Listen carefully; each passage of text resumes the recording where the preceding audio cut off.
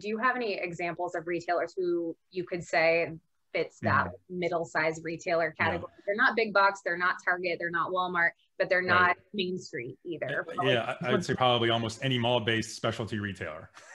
It's in that category. Well, if you drew a Venn diagram, they'd almost there's a big overlap with who's in the mall. Yeah. But I'd say this about the middle, and there is some mystique about it. Somebody would call it a bifurcation, that the bigger get bigger, the smaller get smaller kind of thing. There's a thing in the middle. There is a price pointing issue, but there's a great article I actually wrote myself about retail management competency. This is the thing that defines those players that are just average or mediocre, as Steve Dennis would say. Nobody wants to go into a mediocre retailer store and go, I'm here to buy some really great stuff, please excite me. And they go, what do you want, sir? And we might have it on the shelf. Yeah. That's, in my mind, the classical middle player. They're not in the same decade as the rest of them. Yeah. They're behind because they haven't invested in things like technology. They haven't got the financial strength. Their culture is probably often a label to blame. Oh, it's our culture, we can't do that. Well, there's the article has about 4 or 5 different components which define, for me, retail management competency. If you have these all lined up, small or big, you're likely to be more successful than not having those. And the ones that are in the middle are actually the ones that aren't very good at those 5 components.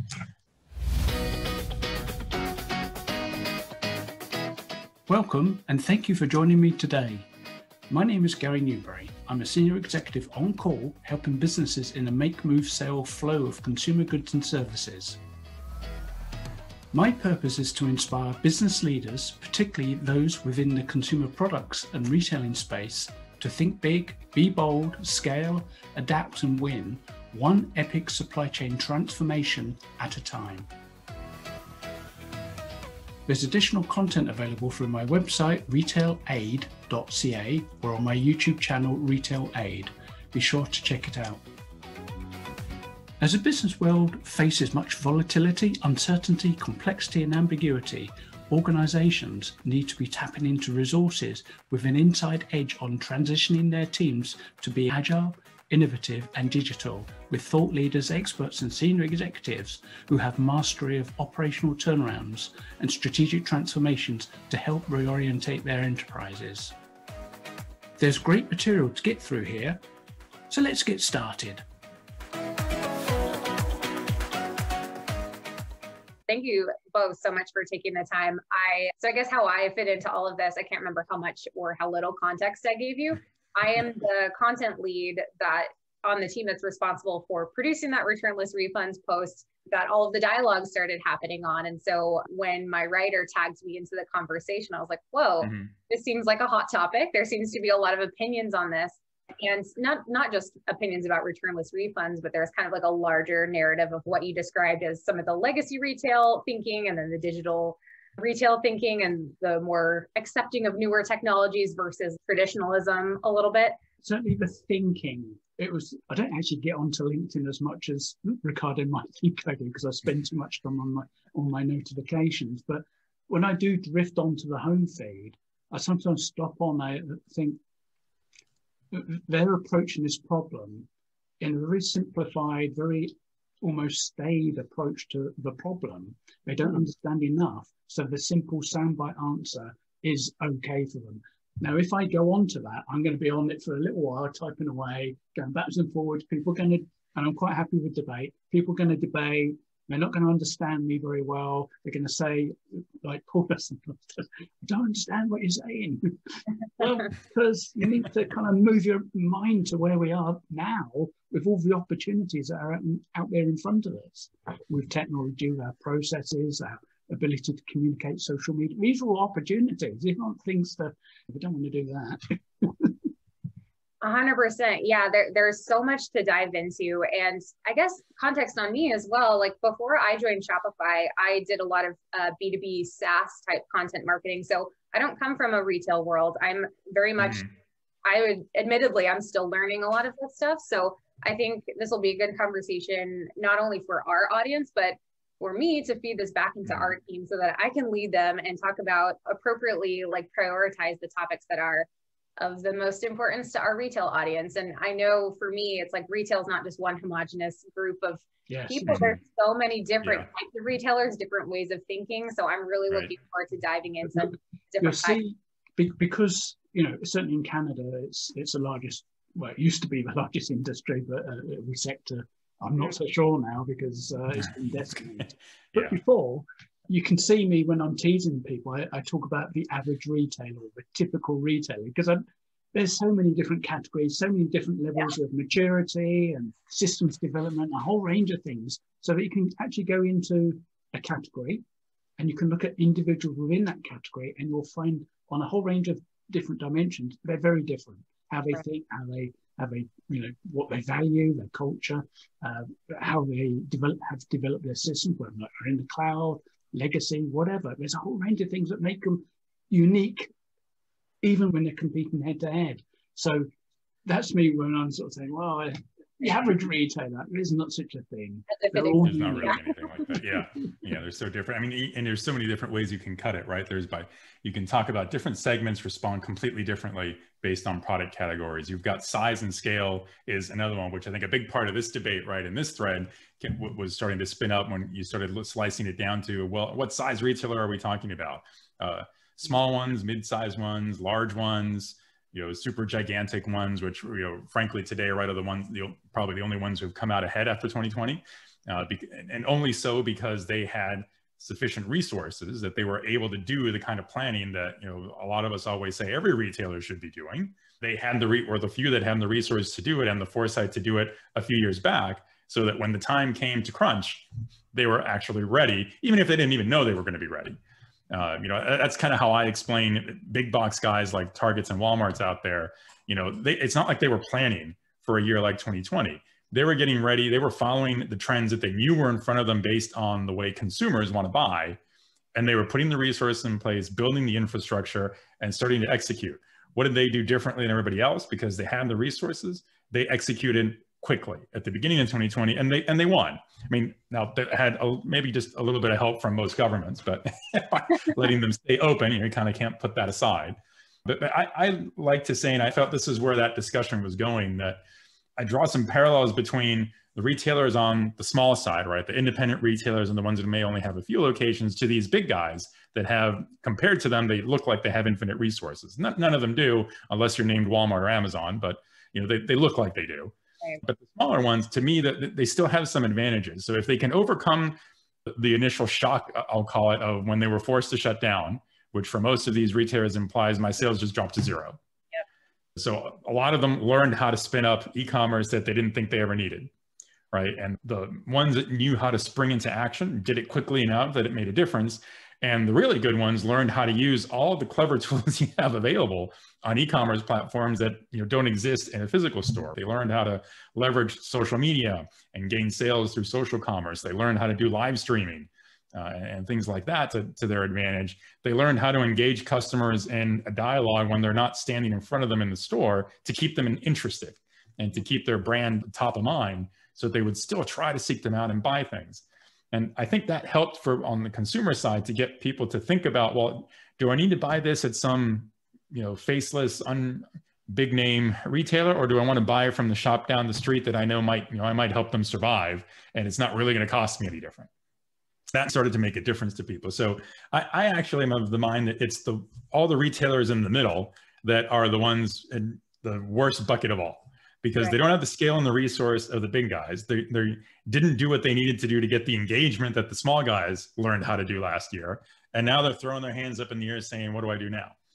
Totally, which is a great segue into one of the first questions I wanted to ask, which was, I saw your commentary around like the middle gets left out.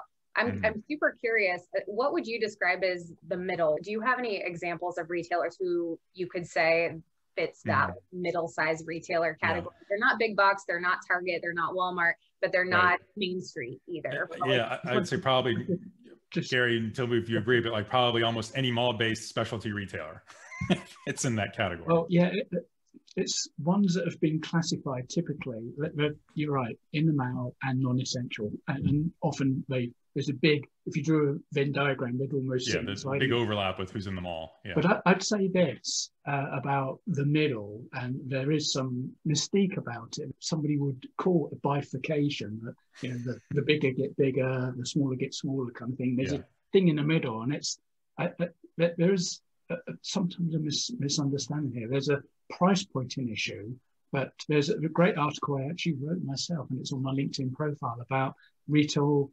management competency. And I think that this is a thing that defines those players that are just average or mediocre, as Steve Dennis would say. Nobody wants to go into a mediocre retail store and go, I'm here to buy some really great stuff, please excite me. And they go, what do you want, sir? And we might have it on the shelf. Yeah. That's, in my mind, the classical middle player, which is they're not even in the same decade as the rest of them. Yeah. They're behind because they haven't invested in things like technology. They haven't got the financial strength. Their culture, they don't even appreciate it. They don't know what it is. It's probably often a label to blame. You know, oh, it's our culture, we can't do that. Well, change it. There's the article has about 4 or 5 different components which define, for me, retail management competency. If you have these all lined up, then you're likely to be small or big, but you're likely to be more successful than not having those. And the ones that are in the middle are actually the ones that aren't very good at those 5 components. So you would say the middle. Well, I was going to add to that, because onto what Gary's saying. So one way I look at it is, you know, the really big ones that have scale have gotten there because they had to have had, to Gary's point, the right management competency, or they would have never scaled, right? They would have either collapsed under their own weight or stayed in the middle. And I think you see evidence also of those same management competencies sometimes, I think, on smaller retailers who are ultra specialized, potentially in the products that they do and how they sell. And you see that with a lot of the DTC brands that are just getting into physical stores. But their fundamentals are a little different, right? It's because their business started differently. They don't necessarily measure the same things. They don't talk about the same things. They don't think about the same things. And again, it's, to me, one of those advantages of being small is that there are a lot of fundamental issues you just don't have to worry about until you get to a certain size. And I think what plagues these retailers in that middle category is, to Gary's point, they lack the management competency that they should have that would enable them to scale to play with the big guys. And it keeps them down somewhat artificially, or they just aren't paying attention, or they end up being too complacent. And I think that ends up being the biggest enemy of retailers in this segment, is complacency. So when we look at, you know, what were the popular things out of 2020 around different fulfillment models, right, which became almost a necessity for retailers to stay in business. When stores are closed, you have to fulfill a customer's purchases in some other way. All these retailers in the middle that were left scratching their heads trying to figure out, I don't know how to do that.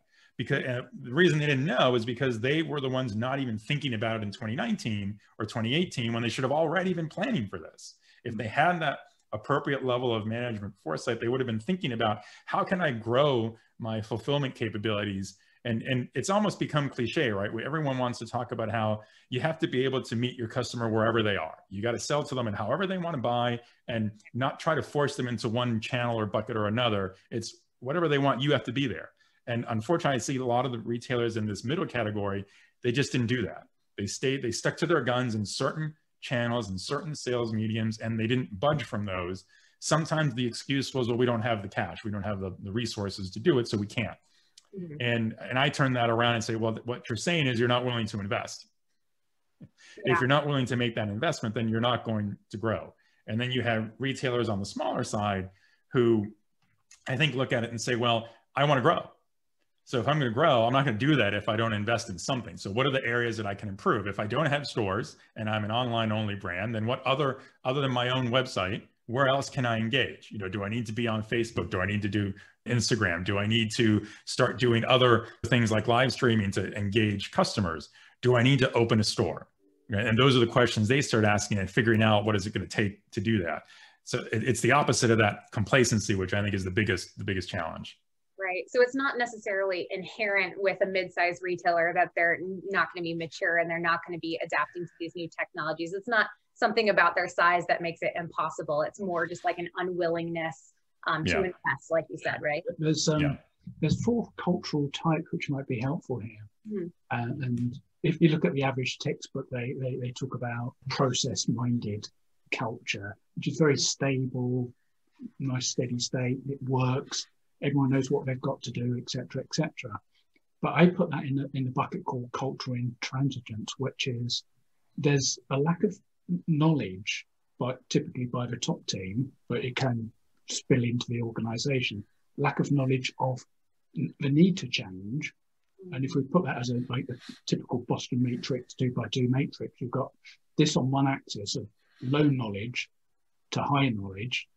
And then you've got the appetite to change, which is typically organisational, not just the leadership of the whole organisation, from low appetite to high appetite. So down here, you've got intransigence, which is we actually have been retailing for 20 or 30 years, or me as an individual. I've been very successful. I've grown every business I've gone to. I've crept up the ranks. I've grown the business. I've added more stores, put more stuff in those stores, made them bigger, and just keep pushing the sales line. And sometimes there's an EBITDA, which is actually improved, but that sometimes is beyond, sometimes a distraction. When you move up here and you get, I can't remember what it was, there's all culture where they want to change, but they don't know how to, or they keep stumbling. They make some movement, but something inconvenient comes in, like some reminder of how things used to be done. So they slip back down into the intransigent thing. And over here, we've got where the organization, if you imagine, like big retail, big grocers going through this pandemic, and suddenly they get massive demand, 500% of what the steady state things for tins of beans or whatever it might be, and they're having to respond to this. So their position on this within each silo, and I come from the supply chain point of view. So in the supply chain, they just know they've got to work faster, harder, more the same, but do it more faster. And so the culture, instead of it being at the corporate level, it becomes organization. So if I'm in a warehouse, and I'm in transport, if I'm in inventory management, if I'm in procurement, merchandising, in these conditions of being pressured, nobody's looking after the whole culture and say, look, we need to change our whole thing. So they develop their own silo cultures, which are now, I think that's actually worse than intransigence, because they're forming a subset, which I call a cultural inversion. And the best of this is what I call the cultural ignition, which is that everybody knows there needs to be a change. They're willing to do it. They want to do it, and they suddenly make that first step.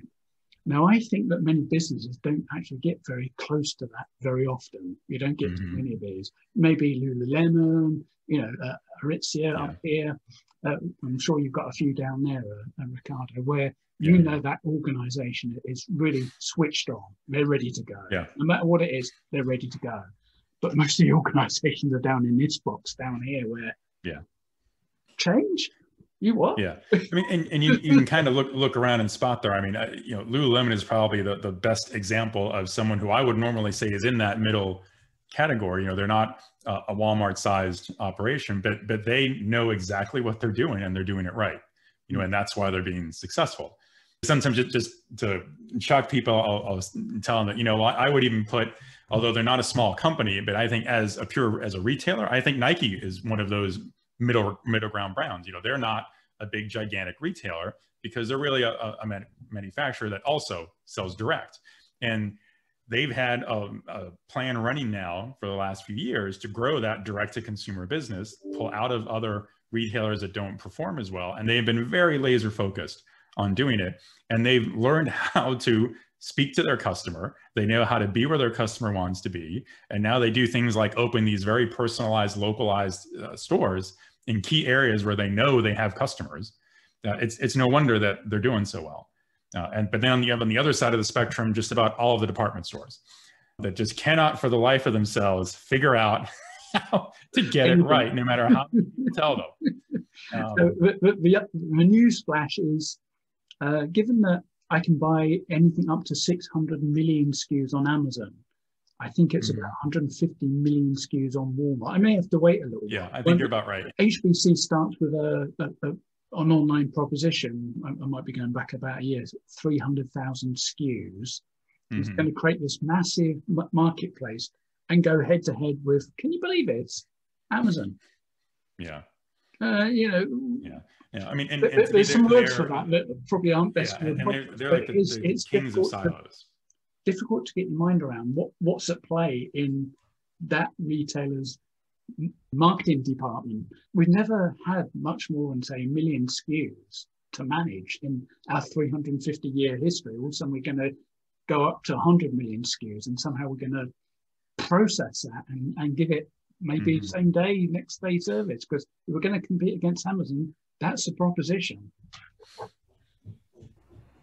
I wanted to ask, because you mentioned a few times about the difference between, okay, you have your small retailers, but even within that category, that would be like, there's the D2C who is very advanced and digitally forward thinking. They're coming into retail. So they might have like 3 physical stores, but they've been doing D2C a long time. They have the background with all these technologies. And then you have your more mom and pop on Main Street, where they might also have 1 to 3 locations, but they're more of that legacy thinking of, let's not change the way we're doing things. And we're finding that our audience in particular for Shopify retail is very much, they fall on those 2 lines. Like there are so many parallels, obviously, to like when we're talking about large retailers, big box, to medium-sized retailers and things like that, but we definitely see like a really big bifurcation among those 2 audiences. And I wonder if you guys could comment on what you're seeing there and what you think needs to happen. Because I know at Shopify, we talk a lot about resistance versus resilience, and resilience is really the only way to adapt. So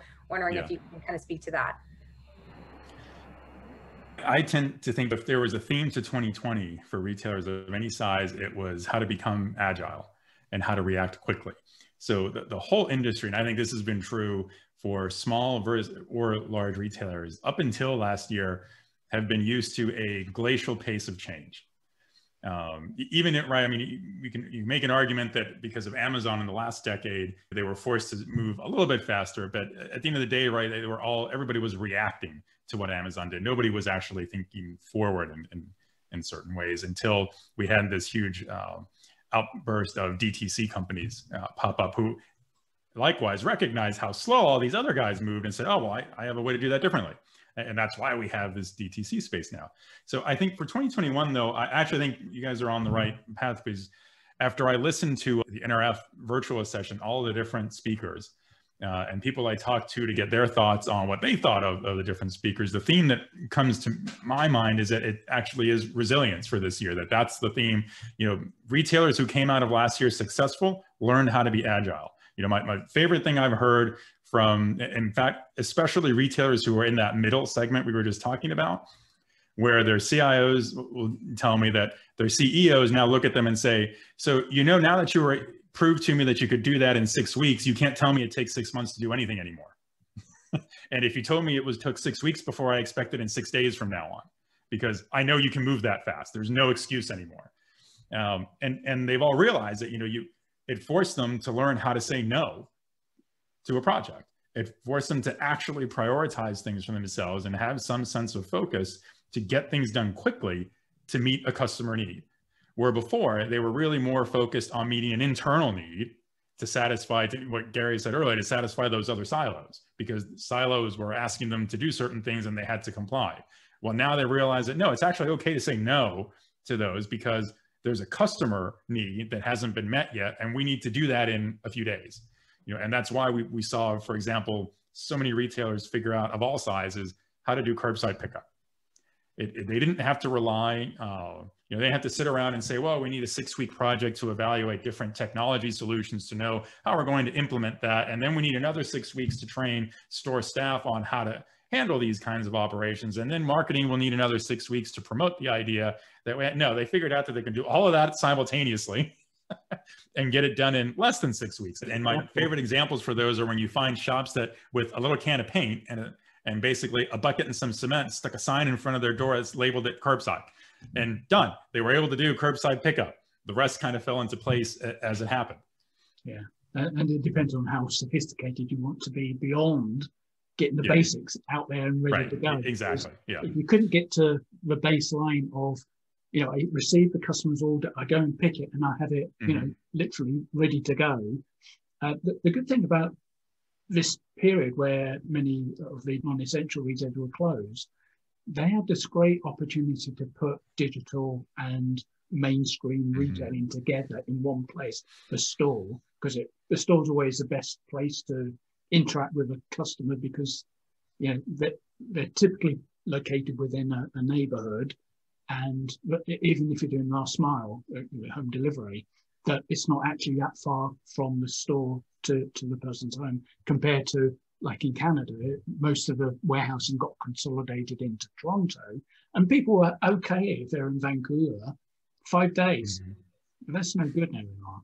So with the systems, and they might have been mainly paper-based to start with, and you phone in when you arrive, you know, have you got my order ready? Because I've got the note that it's ready. And there's normally confusion around that. But very quickly, I think I certainly saw some of the retailers really settling into a pattern. All of a sudden, but that phone call was eliminated. It was, here's a place I drive to, number 14. I put that, you know, I dial up the order, put 14 in it, and somebody runs out with my goodies, and they want to put it in the back of the trunk or whatever.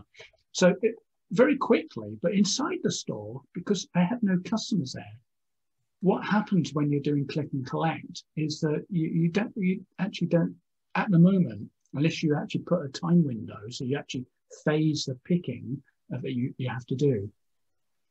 If you don't have that system in place, you just go, yeah, we'll tell you when it's ready. So there's a great energy trying to do this picking. You have to put it somewhere. And then the customer doesn't, you know, you send out the email, you think, they're going to turn up in 5 minutes. They don't, they take 2 days. So it allowed the stores to actually bring the digital together and also start to work out what actual area do they need. Should this level of click and collect curbside continue? And what does our store need to look like if that's the case? For 2 reasons. One is where to put all this stuff, and 2, are these customers actually going to come into a store? How about if we don't for 6 months a year? Because they're a bit frightened of coming into stores because they might, you know, it's a spreader situation that they could bump into somebody, get the virus, you know, and that'd be, for some people, it would be quite deadly. So having this time at speed to crash through all the silos, the procedures, how we do think about it, was actually quite helpful. It accelerated a lot of things. The demand accelerated like a great rate of pace because people suddenly were sat at home doing this, ordering from their beds, you know, in front of the Zoom screen, wherever it was. There's retailers who had to go on with it. There's no, as Ricardo said, just sit back and think about this for a couple of weeks, get a full functional flow diagram, or that'd be another 6 weeks, 10 weeks. And then we have to go out for competitive bids, lots of levels of authority. It was just like crash through. A great example of this was at Tesco's in the UK, that they had a multi-billion project to extend their e-commerce capabilities across the UK, scheduled for 3 or 4 years. David Lewis said, we want that now. You know, things are happening, we need it now. And in 6 weeks, they got it up and running, and it only cost them 400, I think it was 400 million, might even be less than that. It was just done. People just said, right, park all that up, just do this. This is our only focus. And we're all focused on this. So there's an energy within any situation where you're all focused on one thing, regardless of which silo you used to be in. This is really interesting because it's coming into this conversation we're also having around what are the new table stakes. When it comes to technology, retailers have had to adapt, and like you mentioned, curbside pickup, click and collect, all of those new technologies. And there's a conversation around what's going to stay, what's a permanent habit, what's a temporary thing. So I'm curious if there are any retailers in your mind who you think are kind of still trying to wait it out and just go back to the status quo way of doing things. What do you think is this, like the table stakes for any brick and mortar retailer? Like what technology do they have to have or they're going to get left behind? Before Ricardo jumps into it, we've got a few, I'm sure you've got some south of the board, I remember some of the names, who kind of sort of tinkered with e-commerce and then found it was only a small part of their business and backed out of it. But these are ones that are typically focused on what we call the treasure hunt. Like we've got Winners and HomeSense up here, TJ Maxx. So those companies have basically, and Primark, I think Ricardo had a long chat about Primark on LinkedIn. Primark in the UK have decided not to do e-commerce because, you know, for whatever reason, it may make more sense than not to do it, and hopefully get the doors open at some point and get all those people back in the stores and selling stuff. But that's a huge assumption that they will return to your store. They may, you know, they may find other sources for their needs and have it delivered to their porch, rather than have to get in a car, go and find parking, pay for it, walk to the store, get the bundle, fight with other people in the store, mask and all the other stuff. But in terms of technology, I mean, one of the things that I'd say is what I call a distributed order management system for a network of stores. You have to know, one, where your stock is and where's the best place, and the distributed order management system will help, if it's set up correctly, to actually guide how are we going to complete this order once. And we may actually pick it from way back there and get it couriered over either to a local store for curbside or direct to the person's home. But I think that it's areas like that, the ones that are often overlooked. I think Ricardo's going to launch into a whole range of kind of how do we engage with the customer kind of technologies. But during this stage and beyond, we have to be thinking, what's the high priority items here? Supply chain, getting the product to the customer. The thing that's going to really crush some retailers is not being in stock at the vital point. The first thing that everyone's going to have to do, which is probably the least interesting thing, right, is to figure out fundamentally their inventory control across the board, right, up and down, end to end through their supply chain, to know when they're going to have things in stock and when they're not, because everything else branches out from that.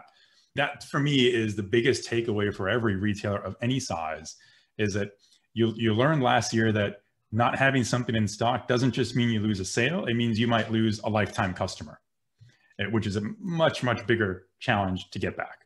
It didn't necessarily matter before, right? That's why, before retailers would always talk about, oh yeah, one of our big projects we have to take on is to modernize some things in our supply chain and our distribution. So we know we can get close to 100% inventory control, because we're probably no better than 80% right now. And, I remember hearing retailers would tell me, oh, we've been trying to get shipped from store right to fulfill e-commerce orders. And, or when the customer says they want to pick up in store, and now we had to put in a system where if the inventory count drops below 3, we can't take that order because we don't know if it's really 3 or not. Yeah. And that's just totally unacceptable now, right? You could get away with that up until 2020. Now you don't get those second chances, because the convenience level from the consumer's perspective is so critical and so high that you only get one chance. And that's what I am always telling a retailer, both big and small, that you get one chance in this. So you have to get it right. So your table stake number one is inventory management. If that means you need to look at your supply chain differently, then that's what you got to do. If it means you need store level systems that have to change to help you keep track of everything, then that's the one you got to do first. Because the last thing you want to do is, if somebody buys 5 things from you and they want it curbside pickup, and you have to cancel 2 of them. And obviously grocery has a huge problem with this, partly not necessarily because of poor management of inventory, but the fact that it's moving so quickly, right? That, you could put in an order in the morning and run out of something by the end of the day before you pick that order. And also the combination, because when you normally, like apparel retail, you might have, you might buy a few shirts, whereas with a grocery order, it could be 60, 70, 100 items. So there's a lot of opportunity to fail miserably. You could miss 20 of those, and it would be an absolute disaster for the consumer. They would definitely want for somewhere else to go. I think you mentioned the other one earlier, Gary, I was going to bring up, is just a whole degree of proper order management from the customer's perspective. So that, say you're in that scenario where the customer does have 10 things in their cart that they shopped on their mobile device with the retailer, and you only have 7 of them in a store for them to pick up this afternoon in curbside. Well, do you just not take the order for the other 3? Does your ordering system at checkout allow them to say, I'm willing to have those 3 things shipped to me and they'll arrive in 1 or 2 days at my porch? Or do you need to say, do some other option that you want to ship it from another store and it can be available for pickup there because it's not too far away? Or again, do you want to use a local delivery service to offer the customer to have that one from store number 2 to have it, again, dropped off at their door, but at a different time than when they pick up the other items? And having the ability to show that flexibility to the customer, I think that then becomes the next step in those things, because now customers expect it. And that one in particular, I argue, is because the big box guys were the ones that did it right and implemented it last year, and they got consumers used to doing that way. So now everybody else has to catch up on that one if they haven't done it, because it's the new expectation on the consumer's perspective. That's a really interesting point about consumer expectations, because another theme that came up in that kind of dialogue was like, the big box retailers are ruining it for all of us small to medium-sized retailers. Like, we now have the expectation of we have to deliver the same kind of service and that requires all this technology that really only the big box guys can afford, and they have the technology to do. So what would you say to that? A consumer expectation is the consumer expectation. Obviously that's not going to change, but how would you encourage a small to medium-sized retailer to adapt? Like, yes, you can do this, or I don't know, what are your thoughts? Are they right? Usually my answer to that is that it's really hard to train a consumer to gain a habit. It's next to impossible to get them to break it once it's trained. It's a losing battle that you can't win. And frankly, it's like one of those, the famous Seth Godin expressions. It's like a race to the bottom, and the worst thing is to come in second. So there's just no win, right? So you have to find a way. One of the ways I usually tell folks is you've got to find the right technology partner, because there is technology that's going to be put in place. There's both processes and operational changes at the store level, but usually there's some back-end technology in some manner that's going to have to be put in. The big guys can afford to do this on their own. Some of them can do it in-house. They can build it. They can go to one integration type of partner that can custom build it for them. Everybody else needs to find something that's relatively off the shelf that just needs some minor tweaking, because you don't want to take 6 months to build it. And you don't even want to, frankly, take 6 weeks, right, to have to customize it. You want it to be as ready as possible that you can drop it into your system, integrate it with your POS, integrate it with e-commerce, put together one order management system that does all of these things ideally. So a big first step is the right technology partner to do it. They can do all of these things and deliver it, or that in turn has the right platform that other tools can be plugged into to fill in any of these gaps. I think that's a key thing, especially for the medium and small retailers to do, because you're not going to be able to do it all yourself and do it as well as the big guys might be able to, because you don't have limitless resources. If you're a small to mid-sized retailer, Amazon isn't your competition. If you think it is, you're lost, because you never compete with them. What you have to do is find new ways of competing or being closer to your customers, but make it a bit more basic than that. So those smaller retailers who perhaps proliferated their SKU range, so they had loads of categories, and when you walked into a shop, it's like an emporium of stuff, and some of it sold well, some of it didn't.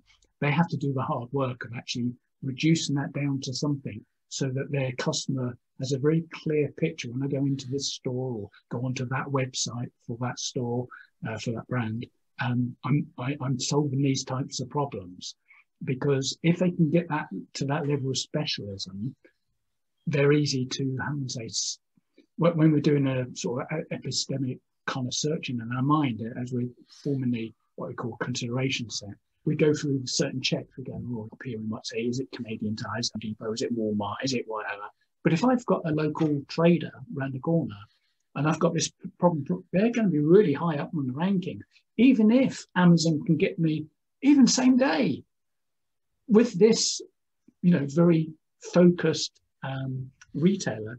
They probably just shoot right up the consideration set, and I'm focused on that now. It may mean that I have to go to the store, and they have to interact with the store staff to really get a sharp definition of my problem.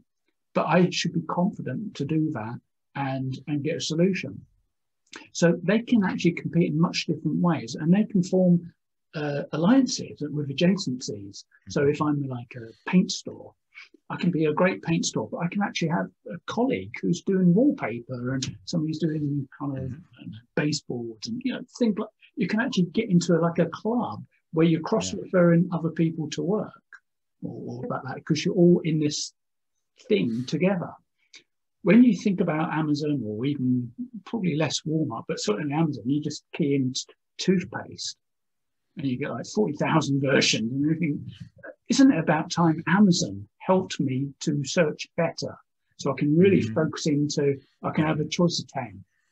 Because if you go to a local grocery store, if you are faced with 10 versions of, tomato sauce, you probably go buy it next week. Hopefully they get less choice because it's really, different sizes, different brands, and I don't know which one, unless I have a favorite. So I think that the smaller businesses have an opportunity to find that niche, to highly differentiate themselves, be in stock, and to reintroduce a concept of service, so that if people do go into the stores, or the way they handle their website, it has to be much more service orientated. So there's some added value about dealing with this smaller retail than the Amazon, which is, I do all my impulse shopping on Amazon. It's a really transactional thing. I just go in, I like that, bang, bang, bang. And it comes next day about 3 o'clock. It's very predictable. I have no relationship at all with Amazon. I actually quite like them. But if they put a rebadge and said Alibaba's next. Exactly. Yeah. I have no loyalty. Features to me have two potential advantages. One is that relationship, right, that you gain through service, as Gary described. And for me, the other one is around discovery, because Amazon's not a great discovery platform at the end of the day. If you know what you're looking for, you can get any of umpteen variations of that item that you could imagine, right? You'll find it on Amazon, if that's what you're looking for. But if you don't really know what you want, then it's not a great place to go and learn about things and discover them. I find, what do most people do? If they're trying to do discovery on Amazon, they're doing it to read reviews, because they know they'll find the largest collection of reviews on things on Amazon. But then, where else can you go to learn about a particular item that you yourself don't know? Well, the local store that sells that kind of product is probably a great place to do that.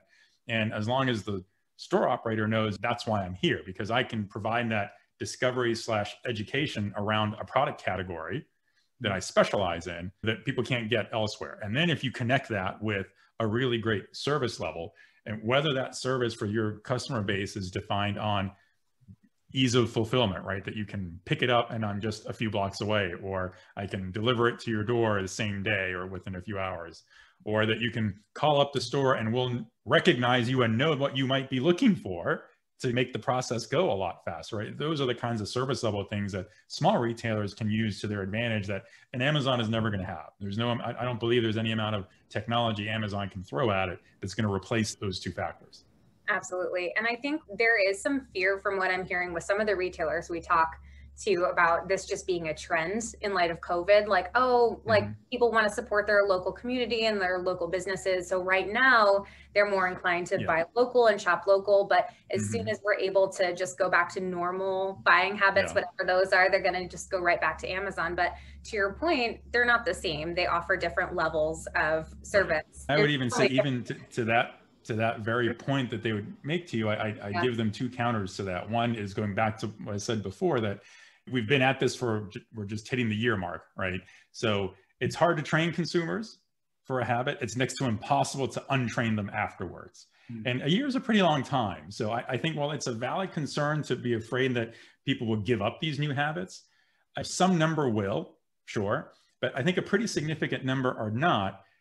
But only if, as that small retailer, you take advantage of the current trend to deepen your relationship with those customers. If you recognize that, okay, there's a trend that consumers are more willing to engage with me because I'm a small retailer right now, if you do it really well and you give them a reason to keep re-engaging with you, you're going to build that habit over the same period of time. And that customer is not going to break it afterwards, because now it's become a convenience. And once it's a convenience, no consumer is going to walk away from that convenience. And the other thing that probably isn't talked too much about is, before we get anywhere near the pandemic, if you look at a classic click and collect within an hour on demand, M&M, Ricardo may not know that brand, but it's like a 1,000 square foot format store, does freezer groceries, so ready meals, cakes, freezer down. They would say, and this is way before the pandemic, click and collect within an hour, or desserts on us. It's something cute. because do you know what? I can reach most of it without walking around. If I'm Walmart and I'm in a 200,000 square foot, I have to now take the order. I have to now understand, do I merge it with something else? Do it by temperature zone? Where am I going to put it? How quickly is a customer going, if I've got slots, and normally I think Walmart have organized themselves with slots, so they can phase some of the picking, but I need to keep the freezer stock, guess what, in the freezer, in a cooler stock or perishable foods in a temperature controlled zone. I need to bring a dry into anything I like. But when that customer is, I have to run around and collect all these bags, and they need to be close to each other. But guess what? My fridge, my cooler, my sort of ambient air are not going to be like grabbable. So small businesses who have found their way into a situation having to do curbside because of the pandemic, and who knows that beyond us getting that restriction, we may actually just, customers may think this is new shopping, only going into the store now and again. They've got a great advantage because if they're in a 1,000, 2,000 square foot store, it's so easy to do. If you've done the technology, it's so easy to do. And also, the good thing about a small store is if you're out of stock, because you're not dealing with 10,000 orders, you're dealing with maybe a handful of orders, you phone up the customer and say, I know your history. I noticed that you ordered this today, sir, but guess what? We haven't got any. But I tell you what, I've got this over here. And I know that you'll probably like that. Whereas if you're Walmart, you go, sorry, mate, either your order's cancelled or out of stock, mate. What do you expect us to do? We're Walmart, and not crapping on Walmart, but the sheer scale at which they have to operate, they've got no time to have that kind of interaction. Yeah, I think it'd be encouraging for smaller retailers to understand that they have something that big box retailers can't provide, and you're not a direct competitor with them. Just think of yourself differently. And I think there'll be a lot less anxiety with smaller retailers that, I have to be Amazon, I have to be Target, because you don't have to be. Especially. They can turn it around, right, and say to me, you can be assured that there's no executive sitting around a conference table at Target or Walmart worried about competing with you right now. They're worried about competing with Amazon. So you want to just let them worry about that and you focus on your customers and let them fight it out over there, because you don't have to get in the middle of that. There's plenty of space for you in your niche. Yes. 100%. Yeah, I think that's so important. And I don't know, I think technology scared a lot of the retailers that we spoke with, not so much the D2C going into retail, but the more traditional retailers that started there and were like, how do I bring my inventory online? I don't even know how to do that. Where they just had a website, but it was like a splash page with one thing on it. It just wasn't the same. So they've had a long time and they've been able to come a long way within the past year. Like you said, a year is a long time, but I guess when it comes to, maybe they've done the basics and they've gotten their inventory online, what would you say would be some of the top priorities for a smaller brick and mortar retailer in the new year? Like, where else is this going? Maybe that we haven't anticipated yet, because we've already come a long way. We've already done a lot, but like what else do you foresee them needing to pay attention to? I think there is some validity to saying that any of the things that we may have already talked about, for example, that as a retailer you accomplished last year, odds are you're not done into this year, and you want to build it out more. So for example, if you were a retailer, again, of any size, right, and you added a curbside pickup capability, there are things you can do to make it better and even more convenient and therefore stickier with your customers. So one example I give there, a retailer that took a quick and dirty approach because they out of necessity, they took a can of paint, put up a sign, right? And there's my curbside. They probably have store staff running around like crazy every time an order comes in for pickup, because there's no established system that helps them manage that. So the next step would be, okay, put in place the right system to help control that, to ease the burden on that staff a little bit. On the customer side of it, even some of the big box stores could stand to improve. I mean, one of my favorite examples there is like some of these home improvement stores. They didn't have curbside pickup before, but they added it. They're lucky enough that the store itself has the components they need to go out into the parking lot and set it up. But how do they communicate with the customer? Let's say I put that order in online, or maybe I did it from a mobile app. I get an email afterwards, right? Well, instead of an email, if I use the app, I probably expect to get a notification on my phone instead that prompts me when it's ready, because why do I have to check my email? That's one thing. Then, okay, now I got the notice. I drive to the store.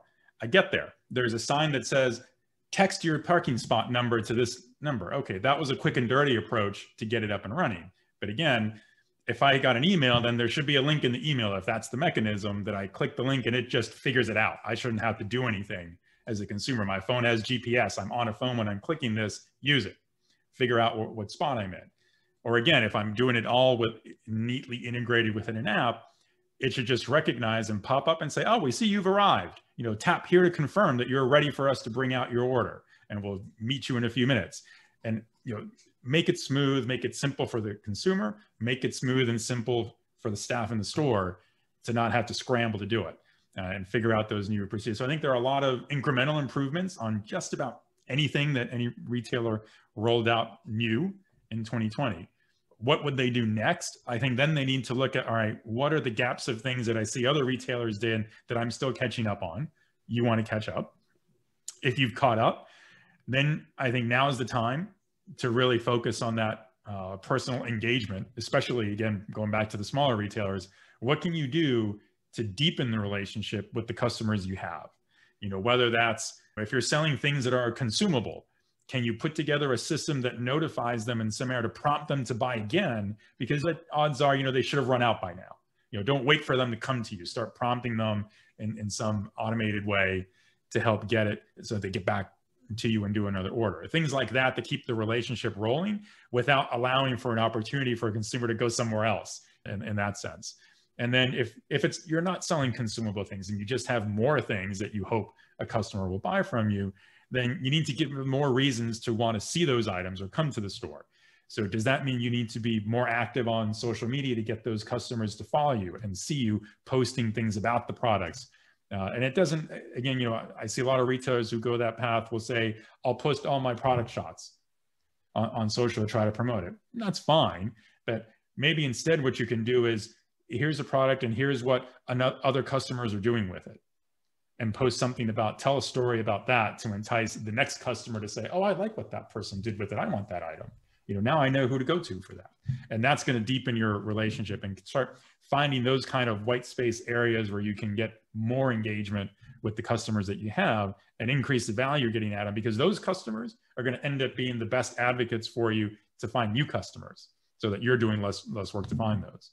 I think one of the things that the smaller retailer needs to think is think the unthinkable, or think big, or think bold, whatever fits with them. Mm-hmm. In the past, if people come into my store, oh, hello, Mrs. Janet, you want that? Right, okay, you know, out goes the till, you know, the till receipt, whatever. There's no understanding in the system of Mrs. Jones has come in. They may have, probably unlikely, have some kind of loyalty card. But they have to move their POS because they're getting stuff on the web. If they don't get the stuff from the POS in store, they're missing a vital piece of that picture. And I think they need to think very boldly about, I need to find a way of making sure that when Mrs. Jones comes in to buy something, I recognize it's Mrs. Jones and I pull up their account and I log all this stuff in. So I get web, in store, and I bring this together, then I can crunch the numbers. Then I can see the very things that Ricardo's talking about. Basically, buying it every 6 weeks, I haven't bought it in the last trip or on their last web order. I need to let them know and use that as a trigger to engage with them. Hey, I'm looking after your interests. You seem to be running out of, you know, I don't know, Tide or something like that. Do you want me to get one to you, have it available for you later today, or do you want me to ship it to your home? And this is the important point. If we think we've been in a pandemic, being kind of locked down, restricted in our movements, going to a store, even if it's curbside pickup, is a trip out. We used to go to movies and go to restaurants, but now we go to the store to do a curbside. Yeah. Imagine that we can go to the store, but we still want to do curbside. We don't really want to bother ourselves with going into the store. If we know exactly what it is, if it's a stable product, we know we don't need to do a tactile thing on it. Maybe they don't want to go to the store. Maybe it's not such an enjoyable experience, like the curbside. Maybe I want to drop it to my home because I'm maybe still working from home, or, you know, my life's got a little bit more busier. I'm doing other things. I'm having to go to sites and whatever. I just want it, you know, on my porch for me to either bring in or collect later in the day. that takes me on to how do we manage the last mile? How do we manage those expectations? And I think it's really important there's a very fine balance between what is the experience. If I'm an online customer, as a consumer, what's my experience? Or what does a retailer want that experience to look like? Do they want the Amazon experience, which is great? It turns up about 4 o'clock in the afternoon, but it's in a white van. Very nice, often different people, but very nice people. Always knock on the door or something. Always go down and wave to them, thank you, and they always say, "Oh, you're welcome," and they go off. Or do I want something a bit more permanent than that, like our driver, or to work with a company is always give them the same driver, so they know the area, they know the customer, and it's all part of that experience. So you have to think carefully about what does that look like and what's the cost. But I wouldn't necessarily think FedEx or UPS is the right answer to that, unless you're in Canada. So you're selling in Vancouver and you want to get over to Halifax. It's not really pays your way to drive a truck over there, put it into a network. But where you're servicing a local market, you've got some good choices to make. But firstly, get all the information from the customer, not just half of the picture, and then start thinking about what does your proposition really need to look like beyond the restrictions starting to be lifted. Are people going to come and do the curbside, or are they going to go for the porch delivery? Yeah, I love that. I think it's really important, like you both said, the kind of common theme there is like lean into only what you can do, like those personal relationships, as well as keep iterating on the things that we learned this year on the technology front and convenience front. And let's keep meeting those expectations, but do it with a personal touch only you can do. So I think that's a really good message. Awesome. Well, I see we're at time. This was really enlightening for me, and I think will be a really good conversation to publish for our audience. So I'm really looking forward to doing that. I really appreciate both of you guys hopping on this call. Yeah, absolutely. Very welcome. I'll share and link to you both in the article that we publish as well. And I'm really excited about it. Great. Yeah, sounds great. Awesome. Good. Well, thank you both. I hope you have a good rest of your day. Yeah, awesome. Sounds good. All right. Thank you both. Thanks. Bye. Bye-bye. Thank you for listening today. I hope the information has been valuable for you and your team. You can connect with me via the website retail.ca and go to the contact page, or via LinkedIn by typing linkedin.com/in/last-mile. Look forward to hearing from you and playing an active part with your supply chain and your business's transformation as you start to act boldly, think big, scale, adapt, and win.